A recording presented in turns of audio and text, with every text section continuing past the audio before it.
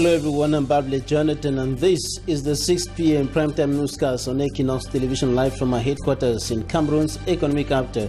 Dwelling our top stories as seconds, minutes and hours boil down to Sunday preparations for the National Unity Day celebration gaining steam across the Republic of Cameroon. In the meantime, the fear of a possible escalation of violence is looming over the two Anglophone regions, the Northwest and the Southwest regions, as the crisis continues deepening on the ground, and a 14-year-old student is raped by 6 young men here in the economic capital, Douala. After arresting one of them, gendarme officers are tracking down the other 5 who are still on the run. Those were our top stories.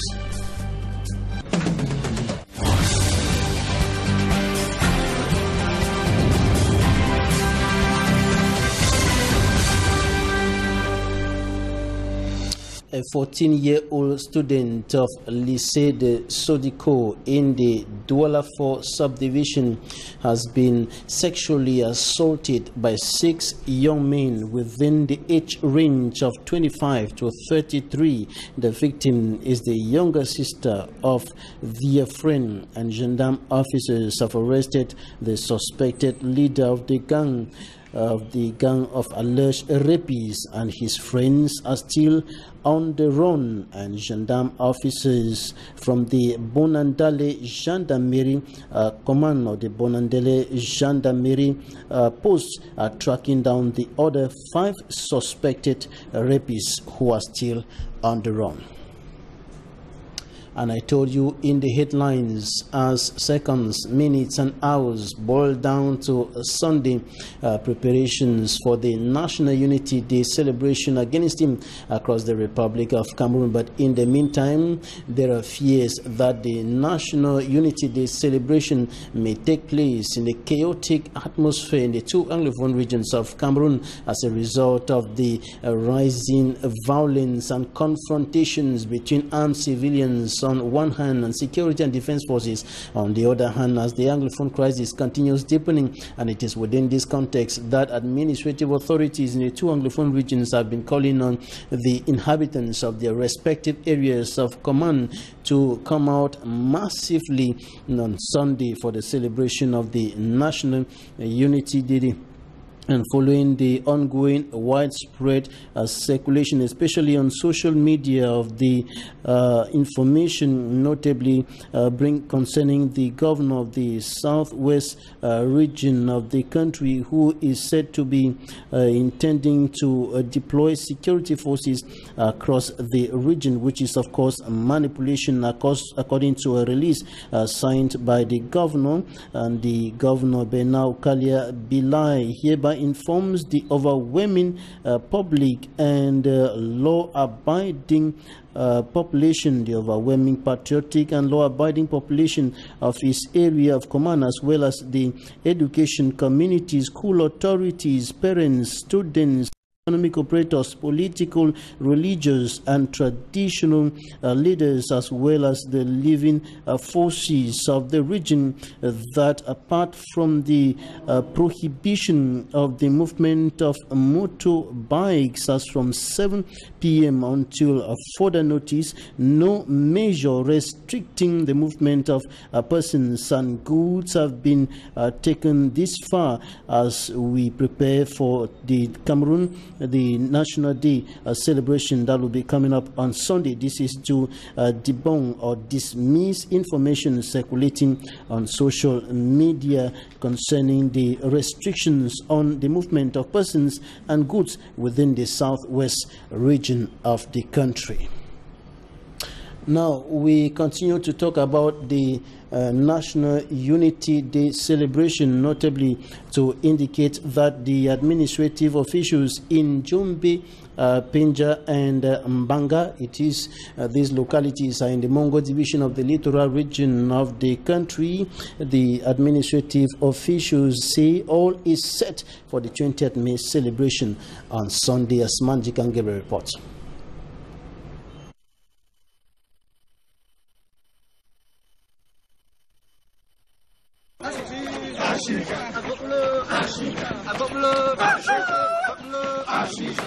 It was through a sports walk that some courageous inhabitants of Mbengui used to start the commemoration of the 46th anniversary of the National Day.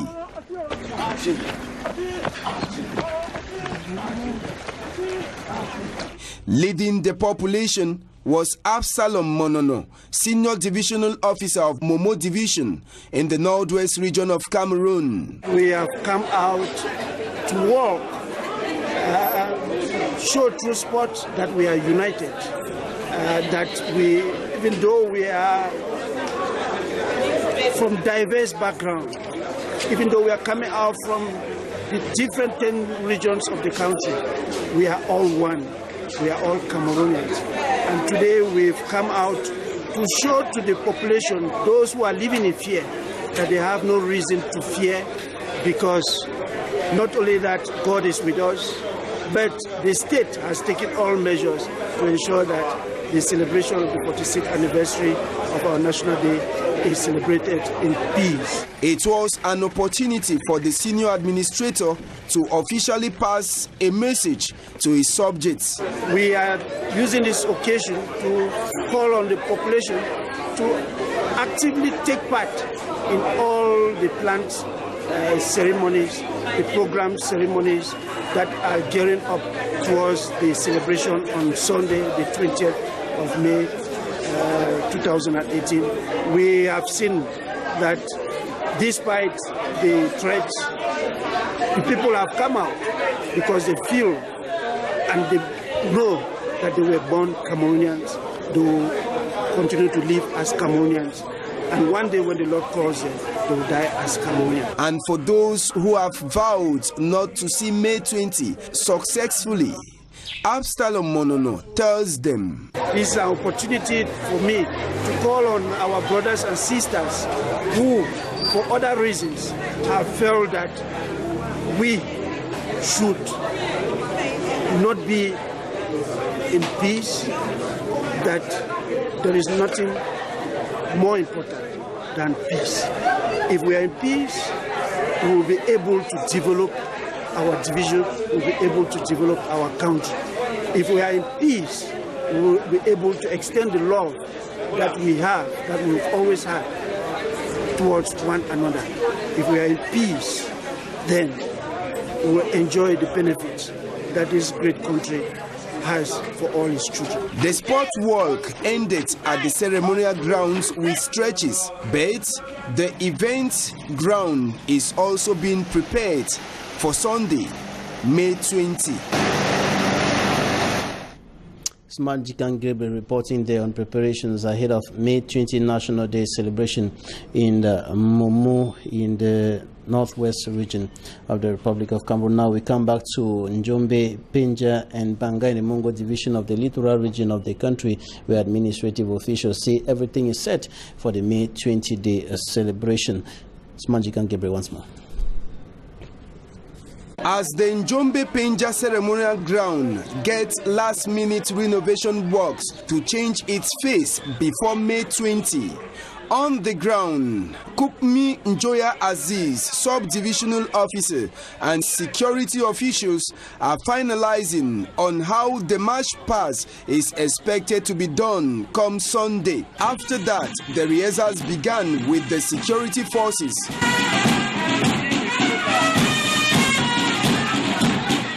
And behind them, some selected schools that would participate at the event.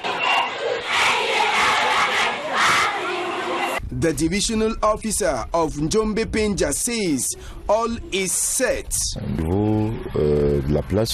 at the level of the venue for the event. All is set. Living together is very visible in Njombe Penja. The area contains people from the northwest and southwest and those from the west region of Cameroon. Des populations originaires du nord-ouest, du sud-ouest et beaucoup plus également de l'ouest Cameroun. Not too far from Njombe Penja at Mbanga, the grandstand is also receiving new paint. This is happening at a time that the company commander of the gendarmerie, Esaga Bonaventure, is dishing out last-minute instructions to his troop.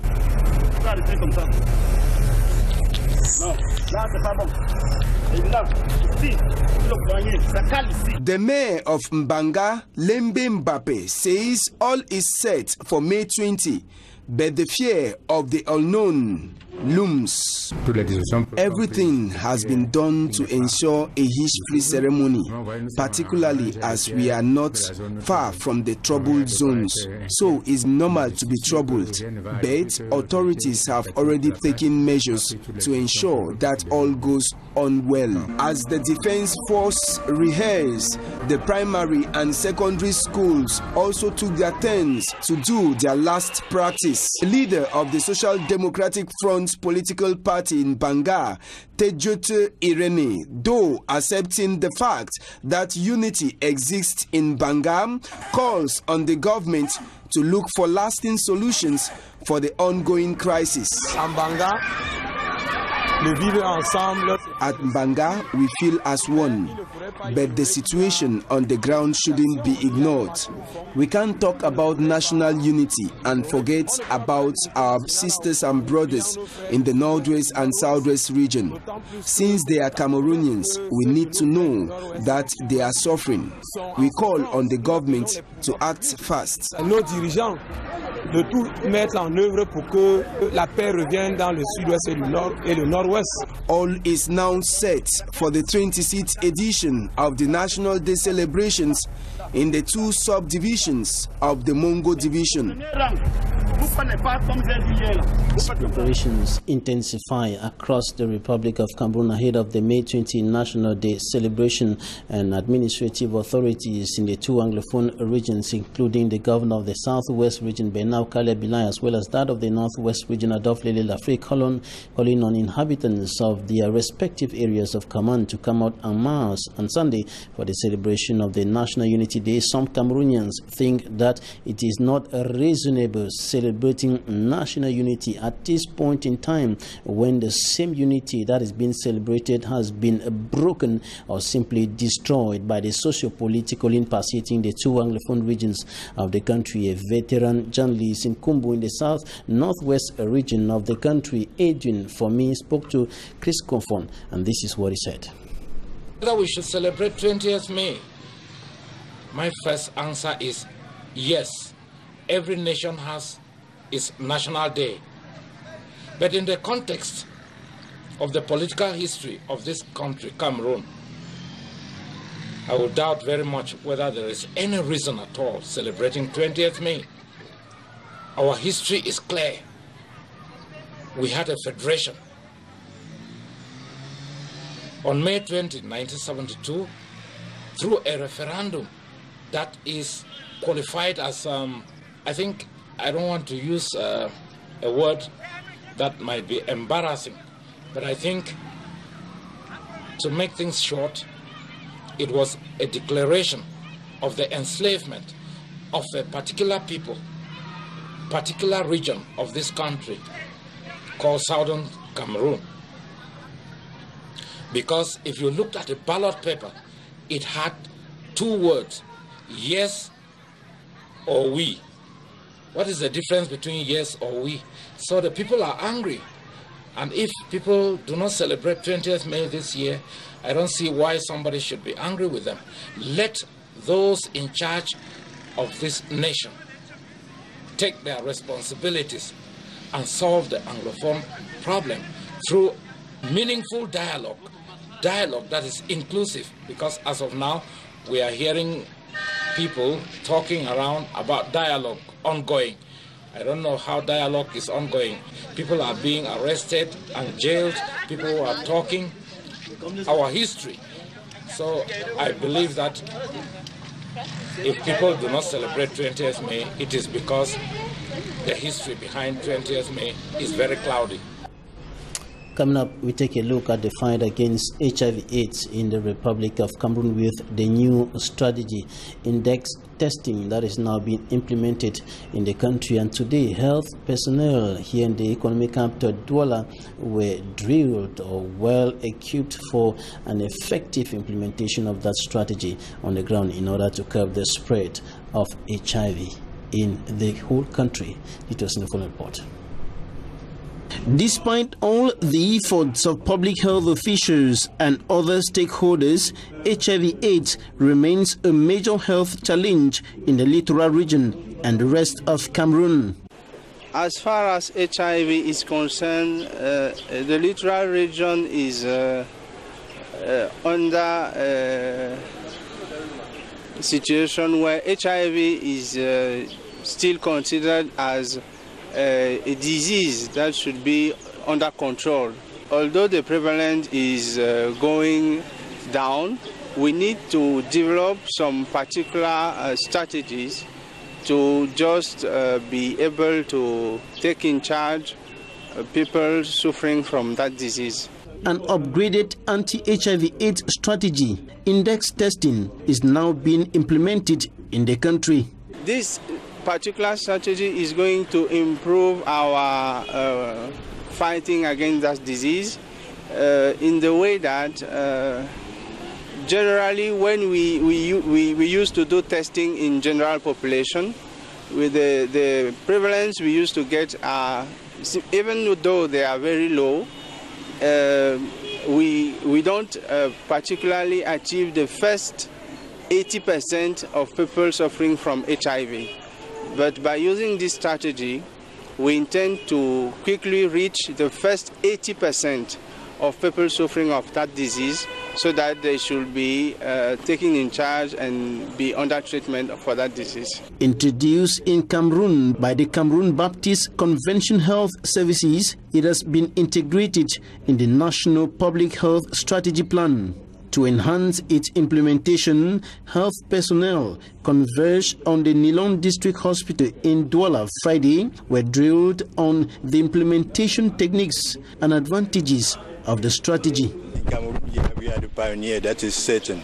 Yes, and we started that one since long ago in southwest and northwest regions, and we have the proof that it could yield better results than just the ordinary testing and counseling the way it is being done. We are bringing training, that means technical know-how. We need to train staff, we need to capacitate them, that is training, mentoring. Medics emphasize that index testing must meet the 5 C's: consensual, confidential, counseling, correct test results, and connection to treatment or prevention.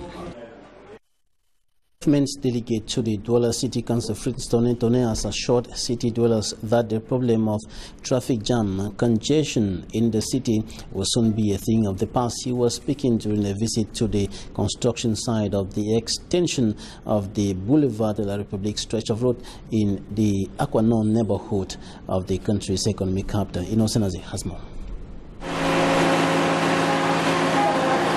Hope is being implanted within the population of the economic capital, Douala, gripped on a daily basis by the traffic congestion syndrome.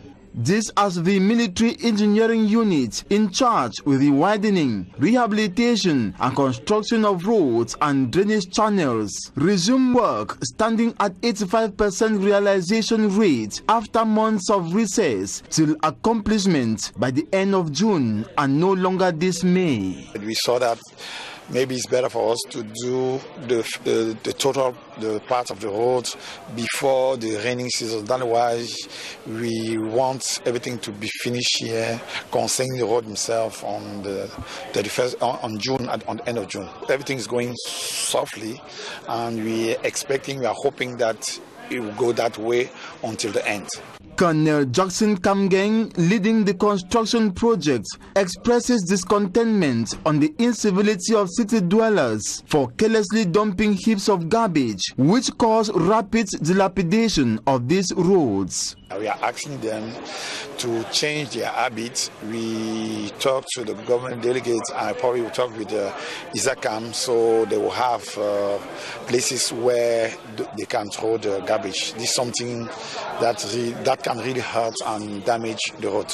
The government delegates to the Douala City Council, Dr. Frix Ntone, upon inspecting the work done and guarantee for quick realization of this project, brandished a feeling of relief. C'est une bonne surprise et pour la communauté urbaine et ce soit une bonne surprise aussi pour les populations. These roads are expected to minimize the rates of traffic congestion in the town of Douala during rush hours, which usually causes commuters to fume at it.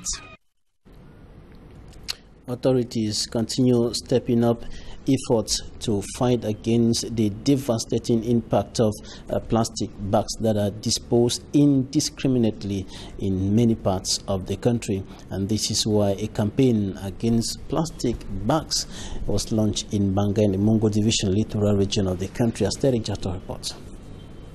We will move around our community to pick plastic bottles. We will put the plastic bottles in this one. But the plastic wrappings around, we put in this one. Are we there? Yes, sir. Coinciding with the preparations ahead of the 2018 20th May celebration in Mbanga, littoral region of Cameroon, Community Empowering Movement for a Responsive Society, a Belgian-based non-governmental organization, is launching a campaign against non-biodegradable plastics at Mbanga Government Bilingual Primary School, Group 1. As the pupils of this said institution take the lead to clean the environment in their own little way, the school headmaster, Mr. Ngasa Jacob, said this initiative is a seed that must be nurtured. Yeah, in fact, they came with much that I cannot say, but just to say the essential, they brought an idea on keeping the environment very clean. And Mr. Muforine, the NGO president, explains why at the end of the day, all the plastic gathered were taken to the Mbanga Council. Gather all the wrap on them, we don't keep them for mayor. Because normally, na mayor no place where they get to keep those things. We took the date to the mayor's office, he says, because the mayor is in the better position to know where and how to dispose them. To these pupils and the organizers, they have taken out non-biodegradable plastics out of their sight and out of their mind, but certainly not out of the environment, because Mbanga in particular is yet to have a recycling center to transform such waste, now an environmental hazard.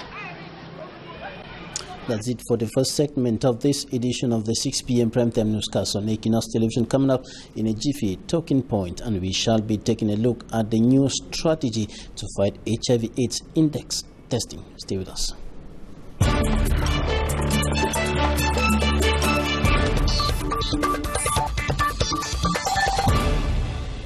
Thanks for joining me in Talking Point. Our guest in this edition of the news is Dr. Kum Kang Walters. He is the HIV-free Littoral Project Manager. You're welcome. Thank you, Mr. Babila Jonathan. Good evening, and good evening to your televiewers. Now, today you were drilling health officials, health workers at the Nilong District Hospital on the new strategy to fight against HIV/AIDS in Cameroon, which has been introduced by the Cameroon Baptist Convention Health Services and integrated into the public health plan by the government, notably the Ministry of Public Health. Index testing, what is it all about? Thank you very much. Index testing is one of the testing strategies that simply entail that each time that testing occurs around a positive, each positive HIV case. That is to say that here we are going after anybody who in one way or the other might have been exposed because of the contact they had with the HIV positive case that we have at hand. And in this case, generally it involves the sexual contacts or involves the biological children of the index case in the case where it's a woman. Now, how do you go about tracking those who've had sexual intercourse or any blood contact with the person who has been tested HIV positive? Okay, thank you very much. This is a whole process, and it needs a lot of skills, and that is why part of why we organized the meeting today at the regional level. It had to do with sensitizing the regional stakeholders and also informing them of these new orientations, like you rightly mentioned. In our context, the government of Cameroon adhered to the UNAIDS 1990 strategy to enable it curb HIV as a public health problem. And so over the years, several actions have been taken by the government to ensure that this happens, and results are good, but we think that we can get better results. And that is why, after reviewing the strategies that have been implemented, still beginning 2007, when ARVs became free, in 2016, the minister prescribed systematic testing to all clients. But now you agree with me that when we talk about the 90, the first 90 has to do with HIV case identifications. So it is very different from just testing everybody. So the results we have at hand is that generally so many people are tested, but very few are identified. Meanwhile, we are out to identify the positives. So with the index testing strategy, we do very little, but get much. That is why the government in 2016, in its national guide for test and treat, introduced index testing as one of the strategies, and the minister has had recently signed another decision inviting all service providers to really implement that. So to come back to your question directly, how do we implement it? Simply, service providers are trained. If somebody comes to a hospital and the person is tested HIV positive, and now you want to carry out index testing taken off from that person, so how do you go about tracing those who've had sexual intercourse with that person or any blood contact? Thank you very much. It is simple. In the health setting, like you mentioned in the report, index testing is a process. So all the service providers undergo a training, and there are steps that have to be followed. The first thing has to do with discussing with the index client in front of you. You said you mentioned the 5 C's. The first C is consensual. So the person has to give his or her own take on or go ahead on what has to happen. That's the first thing. So the person is informed of the importance of having their partners tested. First of all, to them, because they are their partners, and so if they are not tested, and in the case where they are infected, they will keep on, they will get reinfected on one hand. The other thing is, if we suppose the partner is the breadwinner of the family and is infected and dies from AIDS, of course the whole family will suffer. So that person understands what they gain from such a strategy, and so now they voluntarily provide the contacts of those of the index cases. I mentioned here that the index cases could be children, biological children, in the case when the contacts could be biological children in the case where the index case is a woman, or sexual contacts in the case where we have an adult male or female. So that information is gotten, and the contacts are invited and notified that they have been exposed in one way or the other to HIV. No, and that the HIV test is proposed to them. That may be quite simple or easy as far as children are concerned. Now, when it comes to sexual partners, notably not husbands, but maybe concubines, or what is commonly referred to as girlfriend, boyfriend stuff. When it comes to irregular sexual partners, how do you go about knowing that, getting to the persons who have come in sexual contact with a woman or a man who has been tested HIV positive? That looks quite a little bit complicated. Yes, it looks a little bit complicated, but we are clinicians, we are service providers on the field, and really there is no job without a challenge. You are a journalist, and I don't think everything just goes easily with journalism. So in as far as getting the contacts is concerned, it all starts with the interview of the index case, who gives you the names of their contacts. That is those who have had sexual intercourse with them, be it protected or unprotected. And now their consent is sought as to whether those contacts can be invited and informed that they had been exposed in one way or the other. So those contacts are invited, and they are simply told that, yeah, we have information that you have been exposed to HIV.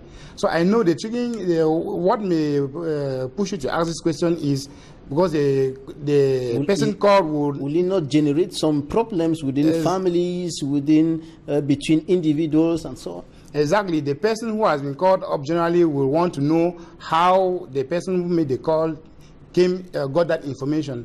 But now, in the medical profession, there is something we call confidentiality. Confidentiality, yes, confidentiality is at the center of contact tracing, because all service providers, all personnel, when we define confidentiality technically, it simply means that you keep all information you receive in the course of exercising your duty secret. And so, for no reason whatsoever should the identity of the index client who gave the contacts, who gave the phone numbers of the contacts be revealed. So that is a secret, and that should never be revealed. So the important thing is that we have information concerning somebody, that person had been exposed, that person is invited and notified that they had been exposed, and they are advised to go for the HIV test. But we know that there are some persons who may use their authority, their power, their money to mount pressure on the medical personnel to reveal some information that could probably generate court cases and things like that. Exactly. And so on a regular basis, in fact, all service providers who implement index testing strategies receive threats on a daily basis. I have been a victim. But now, no matter the threats you receive, the message is clear. You are not supposed to reveal the identity of the index person. And so it's a national strategy, like we were just saying. So the government has adopted that index testing as a national testing strategy. It means that the government, anybody who wants to attack a health advisor, because that's how we call those who implement the strategy, should be ready to attack the state. So it is a strategy that will enable the government of Cameroon identify most of those who live with HIV and put them on treatment, and in so doing, prevent them from transmitting the infection to all those who are not yet infected. So it's a public health strategy, and like all strategies, it has its ups and downs. But we think that the watchword is confidentiality and keep all information received in the course of our duty secret. You emphasize on the point that index testing must meet the 5 C's, and you've mentioned 2: consensual and confidentiality. Now, the other 3? The other 3, you have counseling. Like we said, counseling, index testing, there's a lot of counseling, because during the counseling process, discussion, a dialogue takes place around a given topic, and the person who is counseled takes an informed decision. So in this case, the client is informed of the importance of having their contacts tested, because when you do index testing, one of the greatest problems people living with HIV have is to share their status with their colleagues or with their spouses or with their concubines or whatsoever. And the other one has to do with testing. Correct test results. So all those who are trained to implement index testing are also trained to be able to do effective HIV testing and be able to deliver quality results. And the final one has to do with linking or connecting all those who are identified positive to treatment.